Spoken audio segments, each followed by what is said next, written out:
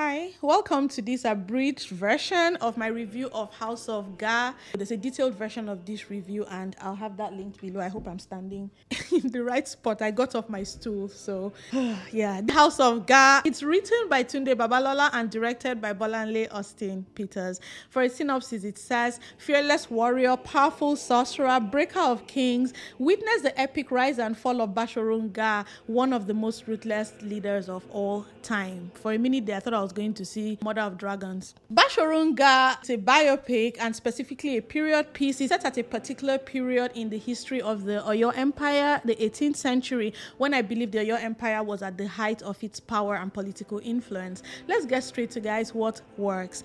I like the intentionality of the production design here, just from the scale and the scope of this production, the locations, the sets, the costumes, not all of it, but some of it I like. There's really good world building here and distinction in the different districts and parts of this empire that we visit.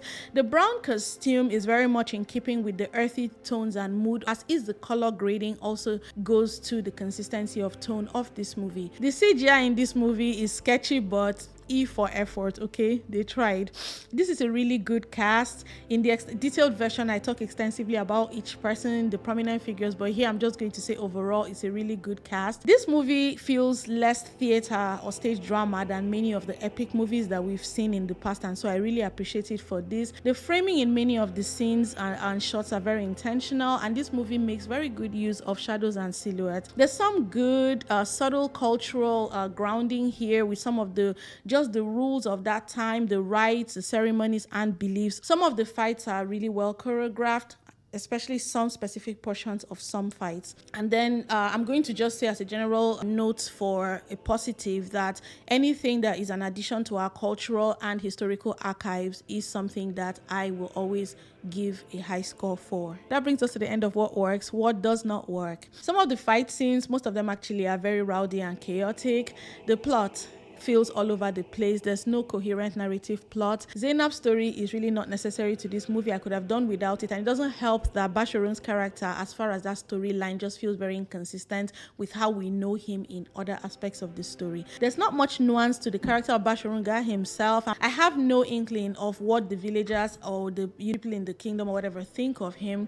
There's a story arc, you could say, but not much of a character arc or character development. I got no sense of how he at first gets and then maintains his power. There's no real clarity also of the weight of his actions on the wider political map or landscape.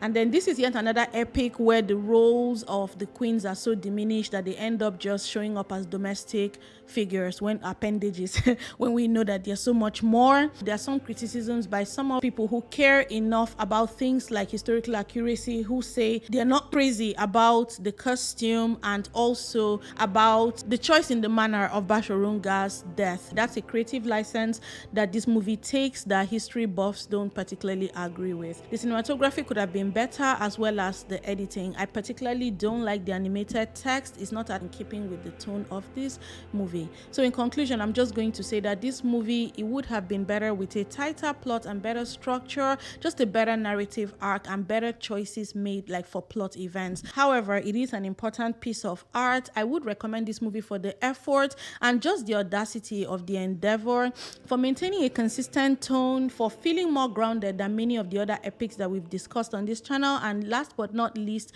for a really great amazing cast. All right, guys, thank you. That's all for House of Ga'a. Please check out the detailed version linked below. Thank you, and if you're not subscribed, please do subscribe to my channel. I appreciate you one and all. And what do I tell you guys? You have the right to an incredible viewing experience, so never settle. Thank you.